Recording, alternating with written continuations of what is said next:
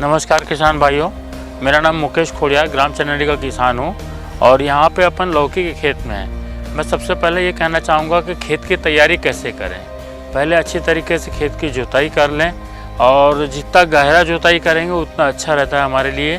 और जुताई करने के बाद में इसमें रोटावेटर के माध्यम से जो बड़े ढेले हैं उसकी वो रोटावेटर चला दें ताकि वो ढेले बारीक फूट जाएँ। उसके बाद में अपन इसमें बेड बनाएंगे और जो अपने बेड हैं वो 5 फीट की दूरी पे रखते हैं लौकी के लिए।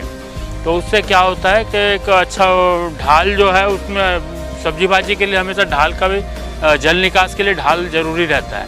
यदि 150 से 200 फीट हमारी क्यारी की लंबाई है तो 1-1.25 फीट का ढाल कम से कम रहना चाहिए हमारे खेत के अंदर में। और इस प्रकार से जब हम खेती करने के लिए जब ढाल बना लिए हैं, जल निकास की व्यवस्था अच्छी रख लिए हैं और जब हम इसमें मल्चिंग से खेती करना चाहते हैं तो ड्रिप पाइपलाइन जब हम बिछाते हैं उस टाइम पे हमें ये सावधानी बरतना चाहिए कि ड्रिप पाइपलाइन जो हमारी है वो कहीं चोक तो नहीं है, उसे पहले ही चेक कर लें और उसके बाद ही मल्चिंग बिछाएं इसमें।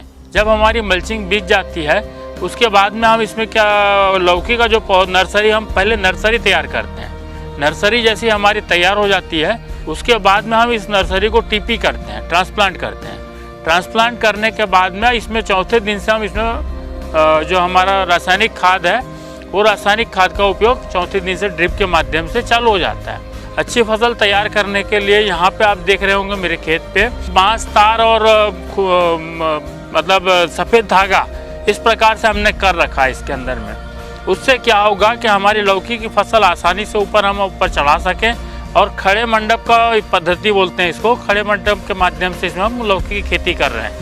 और लौकी खेती के अंदर में ये विशेष दौर में ध्यान रखना पड़ता है कि इसमें जो जब तक नर फल आ रहे हैं तब तक उसकी नार को हम रखें। उसके बाद जैसे ही उसमें मेल फ्लावर आना चालू हो उसके बाद उसकी नार को कट कर दें। उससे क्या होगा कि हमें जो फीमेल फ्लावर हैं उसकी मात्रा बढ़ जाएगी और खड़े मंडप के अंदर में नार का वजन भी नहीं होगा।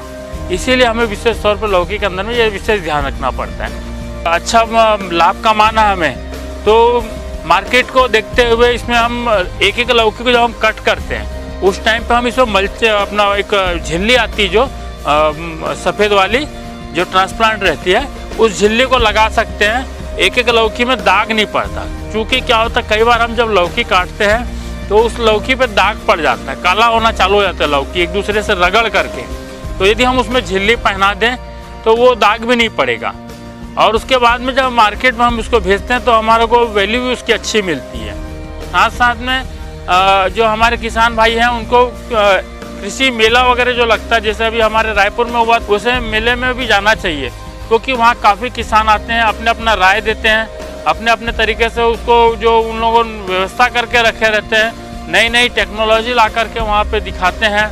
जैसे रोटावेटर जैसी भी हमारी जो काम आने वाली चीज़ें हैं या दवाई के कोई नए उपकरण हैं उसको लाते हैं। अनेक प्रकार से कृषि उपकरण नए नए समय समय पे आते रहते हैं, तो उसकी जानकारी भी हमें वहाँ मेले के माध्यम से आसानी से मिल सकती है। यदि हमें अच्छी खेती करना है तो जानकारियाँ बहुत ज़रूरी है और अपने आप को हमेशा एक्टिव रखना चाहिए नई जानकारी के लिए। यदि हर किसान इस प्रकार से करेगा तो स्वाभाविक बात है कि अच्छे से लाभ कमा सकता है। और साथ में मैं छत्तीसगढ़ शासन का बहुत बहुत धन्यवाद देना चाहूँगा छत्तीसगढ़ शासन को कि उन्होंने जो आज पिछले 15 साल में जो काम किया है वो काफ़ी अच्छी मात्रा में उन्होंने काम करके दिखाया है। साथ में प्रधानमंत्री जी जो हमारे हैं वो इतना अच्छा काम कर रहे हैं हमारे लिए, तो उनका मनोबल बढ़ाने के लिए हमें यदि हम अच्छे से काम करेंगे, हमारा जो खेती का काम है वो उसको और अच्छे से करके दिखाएंगे उनको भी लगेगा कि किसानों को और अच्छी मदद करना चाहिए।